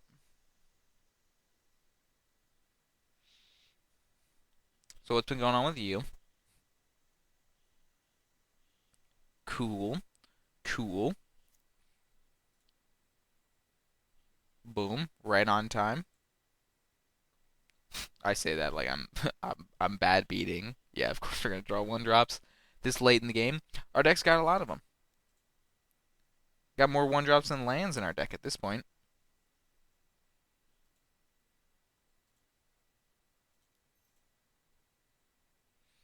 I'll just keep hanging on to this land. Why not? They probably know it's a land, but whatever. We got no card draws, so I'm not super worried about getting punished for this. they're gonna like anger me again. I mean, they've been doing like remarkably nothing, which is surprising. I just kind of want to see what their deck is doing. Like, are they gonna whole break horror me? That seems like a reasonable thing that they might do.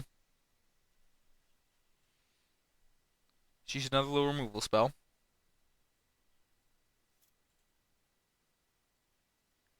I would imagine this Luminarch Aspirin is just gonna die before we get our trigger.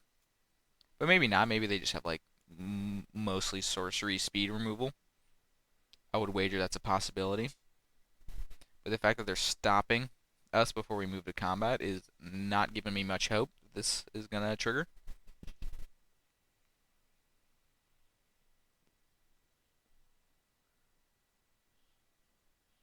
I'll wait. Maybe you're gonna hit me with a little fiery impulse. A little Prismari command. For sure.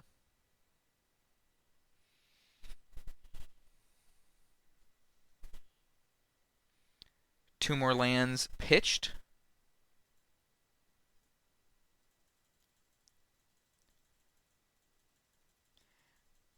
I think we could have reasonably conceded a while ago, but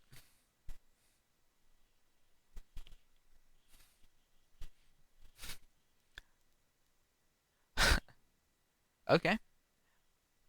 They're gonna kill me with these devil tokens probably. Good enough.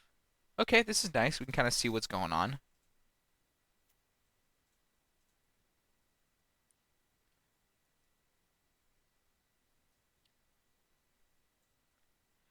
Yeah, so they I think they they might straight up have four angers. They might have four angers and like three burn down the houses in their 75.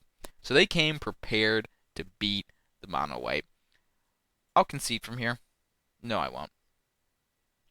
No, I shan't. Boom, get that anger out of here. Got two seize the spoils. Whoa, whoa, whoa, where's it at? So this is in their exile zone. They can cast that for 6 mana. And they got these two seize the spoils in their hands. I wouldn't be surprised if they just elected to anger, which honestly I wouldn't be too mad about because then their devil tokens ain't getting much value. I mean, the elite spellbinder it hits. It's 3-1. 3-1 flyer. Could just seize the spoils away, their other spoils or whatever they draw this turn, in an effort to just draw a removal spell for the elite spellbinder. Keep these devil tokens around to kill me. It is a slowish clock though.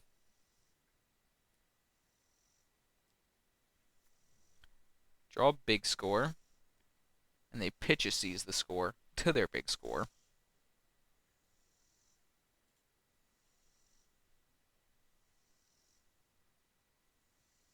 They shove.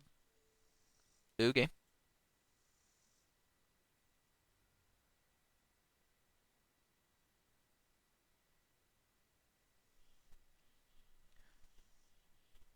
What you got?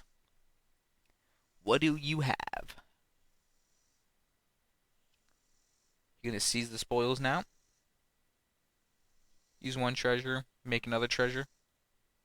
Net even on treasures, perhaps.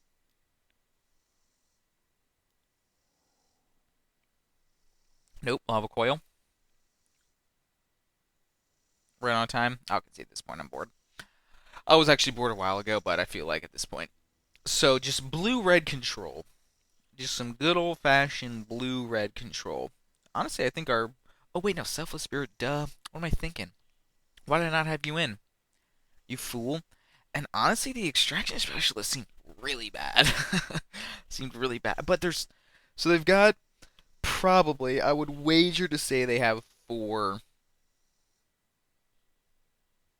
Whatever it's called. Lava coils. True, as my cat said, they also have those angers, which are problematic. But that's kind of it.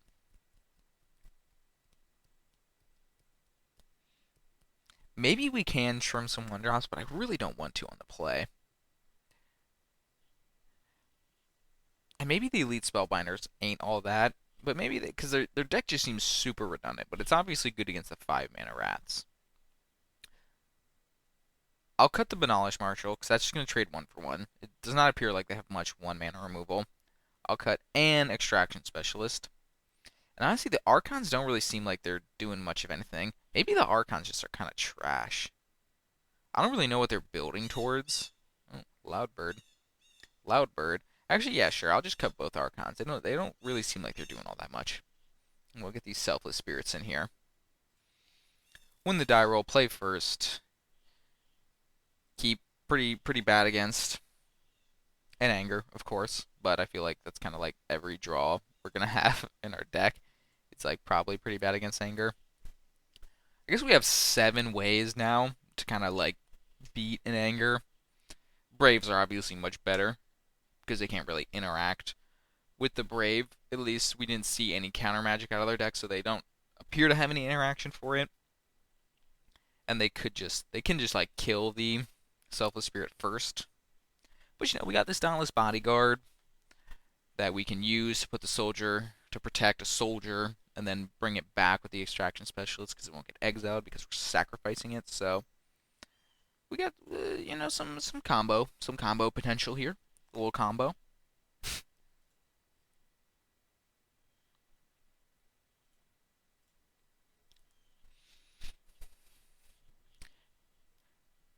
Getting to go triple 1-drop, obviously pretty pog. I've said it once and I'll say it again. Another soldier. Dauntless on that soldier, sure. Kind of losing a lot of F6 value with this, but that's how she goes sometimes.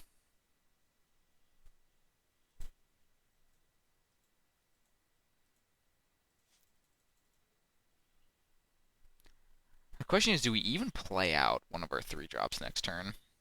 Obviously, it kind of depends on what we draw. They got the egg. Ooh. That's kind of bad for me. It's actually like super bad for me. That's sweet though. I love Smoldering Egg. It is one of my like favorite cards.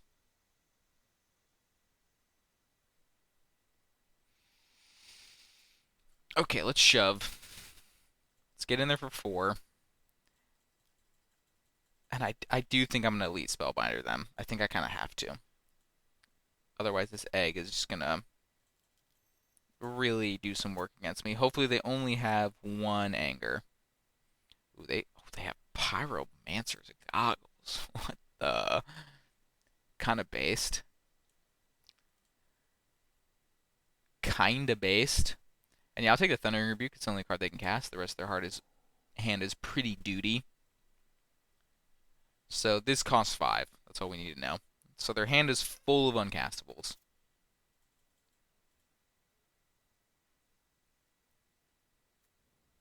Play the field. Did they draw something they can cast? Piers. Nothing sorcery speed.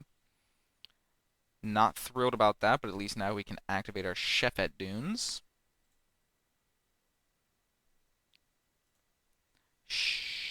Shove. Boop, boop, boop, boop. They'll take 7. I mean, lethal next turn. They gotta draw something.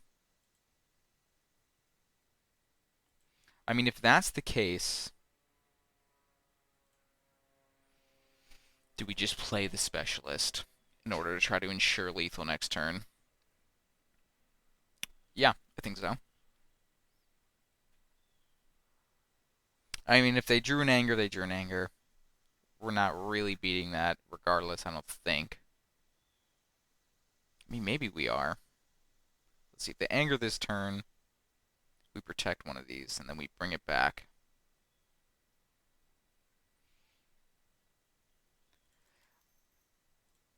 I believe this plays better around 1 removal spell, and worse around an Anger. And I feel like they have more removal spells than they have Angers. I'll be shocked if it was the inverse, and I'll pray.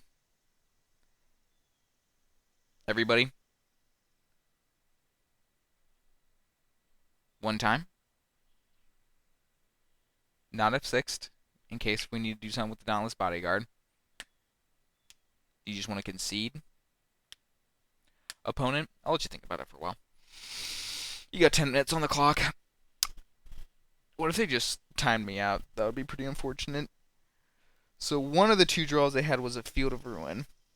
They are Tundering Rebuking. What? The Smoldering Egg. Okay. Oh, it actually only increases by 2. For some reason I thought it was 3. Okay. Yeah, no, that's fine for sure. For sure, for sure. I believe they're dead to my Shephet Dunes. The Shephet Dunes looking good. Looking pretty freaking pog, as the kids might say.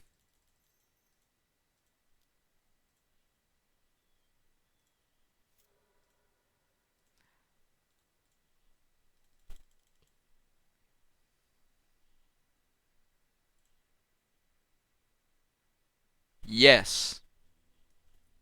Yes. All right, look at that. Pretty clean start. A little 3-1 start, only losing the mirror. Let's get in there for our last round, try to catch this 4-1, do a little debrief, and call it on this here video. So, see ya for round number 4.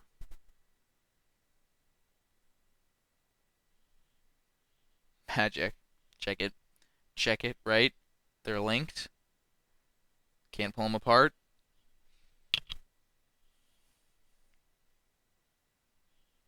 Crazy. Round 5. I'm just realizing I was all pogged out of my mind for round 4 at the end there. But that is wrong. We're actually round number 5, the big one. And we are on the play with no 1-drop. But if you're not going to have a 1-drop hand on the play, seems about as good as any. Probably just going to draw mono 3-drops for the lose. Get our little eye ganja down, yield through the turn. Joe move.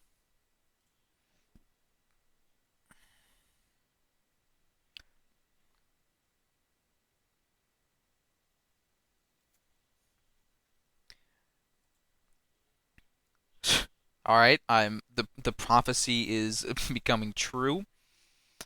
Let's get this little bad girl down. All right. God, my voice is cracking like you wouldn't believe. That's so sad for me. I'm so sad for me about that right now.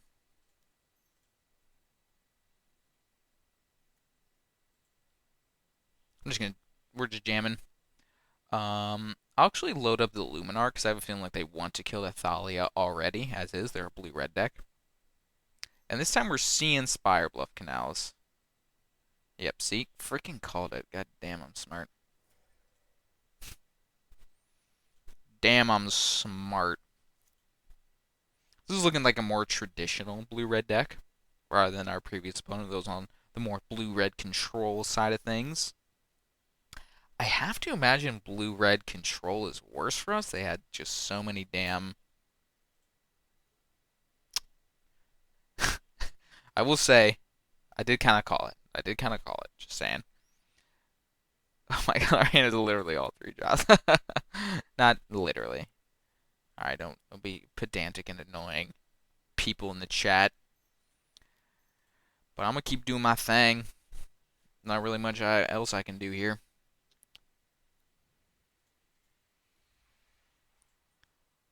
And I guess, what are they killing here? Alright, sure. God, I just kind of want to concede. I don't have much patience for bad draws in the Moto, to be honest.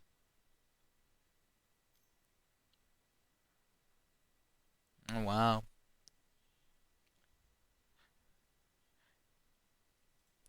Really showing me. Okay. Let's go, little boom, little bam. We get to do things. We get to do things. How freaking pog. I'm pretty sure this is better than playing out the wedding announcement, but maybe I'm just absolutely trolling. They haven't. Yeah, I mean they do have 8 one-mana removal spells. They've drawn, 3 in the top 15. That's a little bit above average, but nothing too crazy.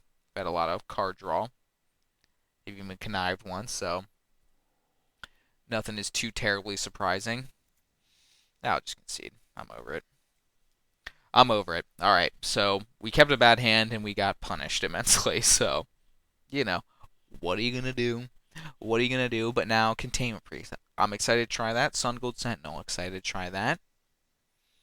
The question is like Selfless Spirit worth it? I don't really think so. I don't really think so. I kind of like all of our other cards. Brutal Cathar does not seem great, but it is nice for the Ledger Shredders, so maybe we like kind of just trim on those. Maybe we get a little trim action. Maybe just go down to 2. But they probably have Thing as well.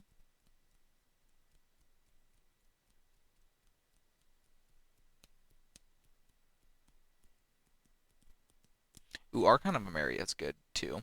Yeah, since we're bringing in the Archons as 3 drops, we can cut those for the Brutal Cathars. I think I'd like the rest of these 3 drops.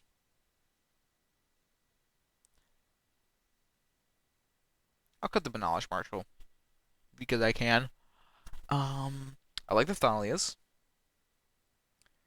Maybe the Luminarch Aspirants are just kind of a liability because they have so much instant speed 1 mana removal. So maybe trim on some of those. And I think we want to keep all the 1-drops. I'm not sure how I'm feeling about all of this. Not sure. We'll.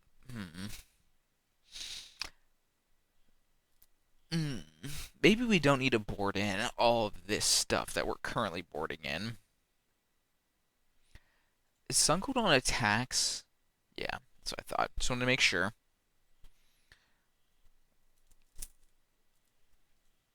Maybe the Containment Priest is just kind of trolling. Maybe this just shouldn't even be in the board. But I have in the board, so I feel like I might as well bring it in now.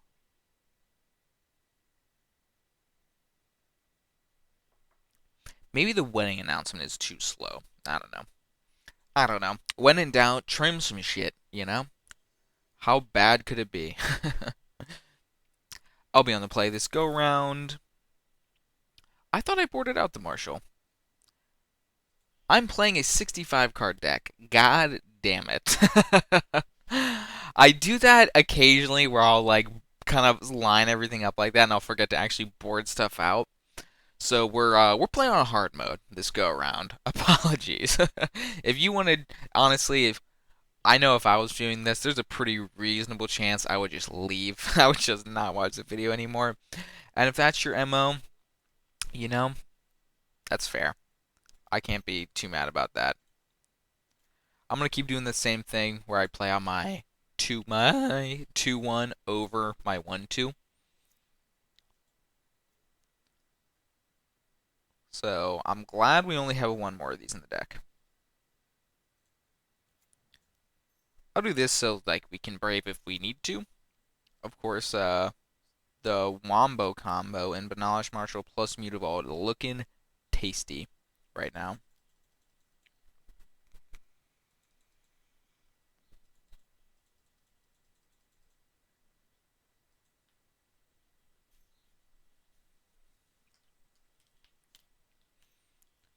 Consider.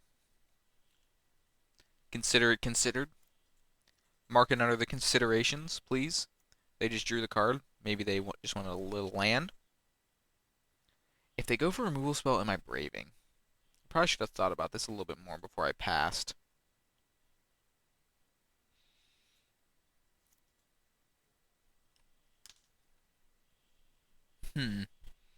I don't think I want to get this Banalish Marshal down right now. There's no need. Yeah, I think if they do use a removal spell, I will brave.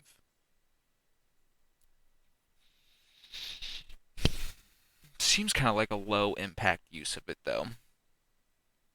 I guess let's just go to combat and let's see what they do. If they do nothing,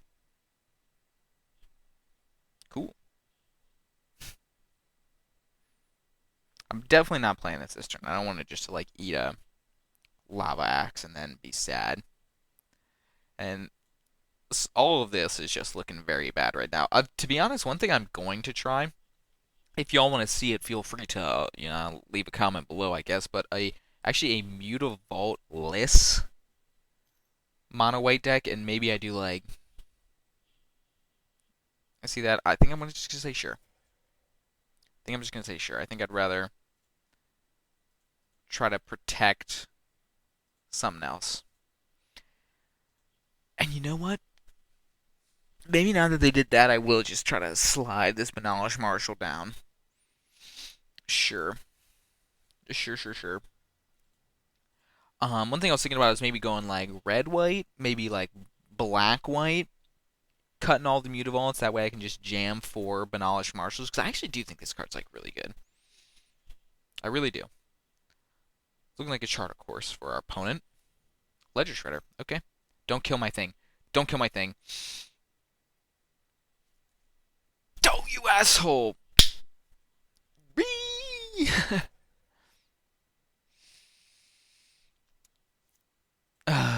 Hate that for me.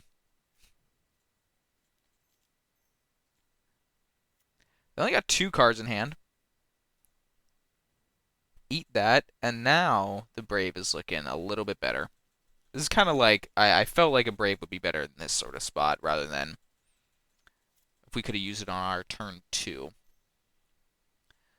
Because now they're probably going to look for a little kill spell for this. They're paying costs. Hopefully they can't bring back this Arclight this turn. That's deeply troubling.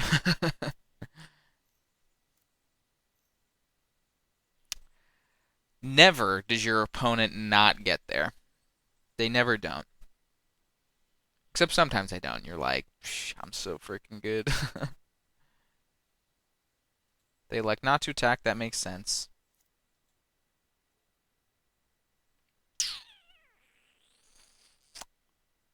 Play the Mutavault. Take a quick look. This is our newly controlled one. I'll tap that. I'm probably just going to activate this Mutavault. Attack with the Mutavault and the Hopeful Eidolon. Offer the trade. Play a soldier post-combat. Move on with my life. That all seems fine.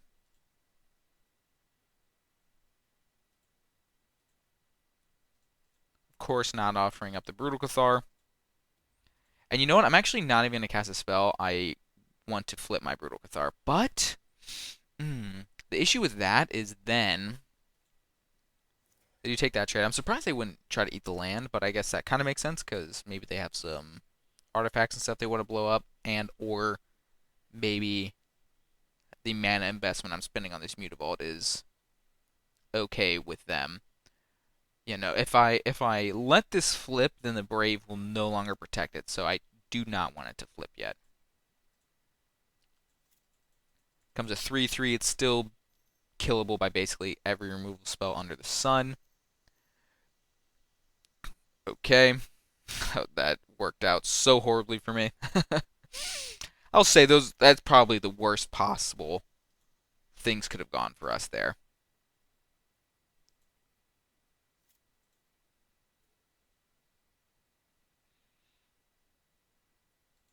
Now I think we just gotta kind of hope we can amass 14 power in play, and we can brave them out of their mind.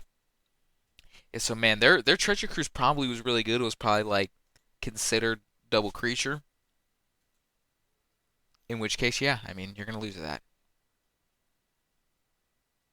But I'll also say, we're playing a 65 card deck, so give me a break.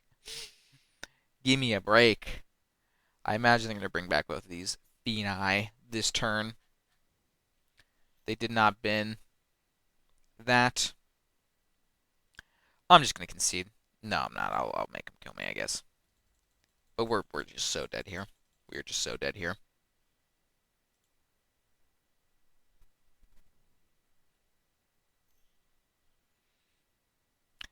Yeah, for sure. Okay, now we're dead. Now we're dead. And I will concede. And bam. So we went 3-2 on this league, got our entry fee back, and what do we think? Let's do a little recap. How do I look at my deck? How do I do that? Okay, so I'll say I would have expected initially that a blue-red control deck would have been a worse matchup than a blue-red Phoenix deck. It did not really seem to play out that way. I think we got a little bit fortunate with our opponent kind of having bad draws, our blue-red control opponent having somewhat, not bad draws, but like very top-heavy draw that we were able to kind of get under with the mono white. That's not always going to be the case. It looked like they had 4 angers. If that's common at all, get fricked, idiot. But aside that, I mean, I think this deck seemed okay. I don't think I would play this at the RC.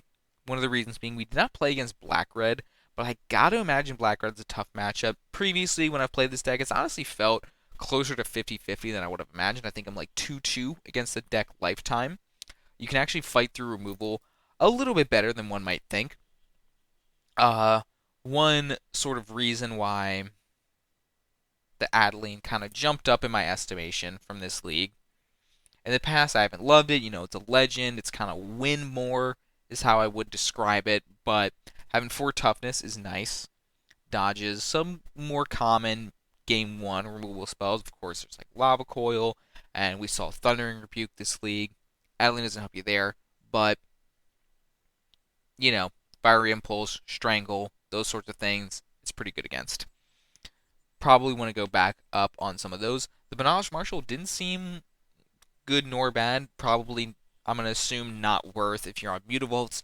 Maybe at some point I'll explore a sort of 2-color, like, pseudo white weenie sort of deck that can leverage Banalish Marshal a little bit better. Because I do just think Anthems are good.